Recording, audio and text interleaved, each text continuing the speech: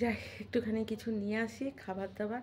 আমার লাগতো না, আমার ফেভারিট জিনিস রয়েছে। আমি তো রাতে মুড়ি খাবো। আমার ফেভারিট জিনিস বলতে আমি তো মুড়ি খাবো, আমি বরবারই বলছি, আমার তো লাগবে না কিছুই। শসা রয়েছে, কাঁচা লঙ্কা রয়েছে, খুব সুন্দর কাঁচা লঙ্কা এনেছি, কুচিয়ে কাটবো, শসা কাটবো, পালং শাক আছে, একটু পেঁয়াজ কলি আছে, আমার ওই দিয়ে হয়ে যাবে, খুব সুন্দর অনেকটা আছে। মানে আমি মুড়ি মাখার মতো করে নেবো।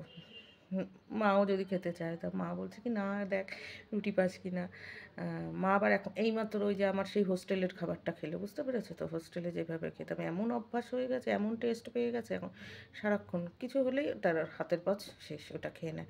ওই একটুখানি ছাতু নেয়, মুড়ি নেয়, এতটা কালো জিরে নেয়, শশা কুচায়, শশা কুচায় না, সেই আবার শশা কুচানো খেতে পারে না, দাঁতে সমস্যা হয়, শশার ভেতরটা নিয়ে নেয় খুঁড়ে খুঁড়ে, কীভাবে জানি নিয়ে নেয় শশার ভেতরটা, এমনভাবে কাটে, তারপরে মানে চামচ দিয়ে এরম করে নিয়ে নেয়, এমন এমন করে শশার ভিতরটা এরম করে কাটে, দুই দুই ভাগ করে সেফ শশাটাকে, লম্বা লম্বা লম্বি করে, তারপরে এমন এমন করে কেছে নিয়ে নেয় পাকা পেঁপের মতো।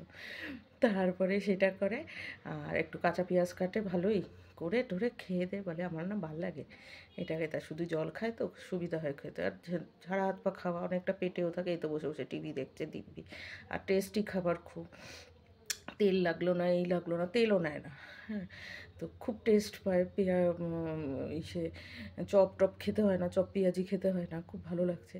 তো বলছে কি যে তো বলছে কি যে রুটি আনবি, তা আমি বলছি কি কেন রুটি খাবে, রুটি কী বলে কি, তাহলে আমি আলু পটল করে নেবো, আর এমনিতে তো আলু পটলটা হলে কি হবে, তুইও খেতে পারবি, আমারও সকালেরটা হয়ে যাবে। আমি বলছি না আবার চাপে করতে, বলে কি তাহলে বাইরে বেরিয়ে দেখ যদি কিছু পাস ফোন করিস, তাহলে আমি আর আলু পটলটা মানে কাটা হয়ে গেছে, তাহলে আর আমি এখন ভিজাবো না।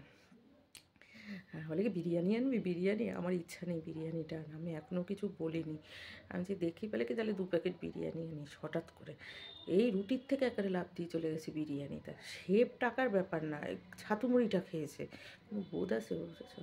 তারপরে সে বিরিয়ানি খেতে খেতে রাত, কিন্তু তবু রাইস তো একটু দিনের বেলা খেতো, একটা ব্যাপার আছে না, তারপরে এই ছাতু মুড়িটা খেয়েছে, যেটুকুনি ছাতু খাক এই বেলাটায় শশা দিয়ে, এইটা খেয়েছে। হ্যাঁ যাচ্ছি, তো যাচ্ছি, তা আমার ইচ্ছা আছে হ্যাঁ যাবো যাবো, যাচ্ছি, রেডি হচ্ছি। যাবি না, যাবি না, বুঝছো তো এমন অবস্থা। তো আমার ইচ্ছা আছে একটু তরকা আনবো, এবার তরকা খায় না, তরকা না খেলেও কী হবে বলো তো, যে তার পেঁয়াজ কলিটা আছে, পালং শাকটা, তো পালং শাক খায় না, থাইরয়েড, দিয়ে সে রুটিটা খাবে, বুঝতে পেরেছো তো। আমি তরকাটা খেলাম মুড়িটা দিয়ে, এই আর কি ব্যাপারটা।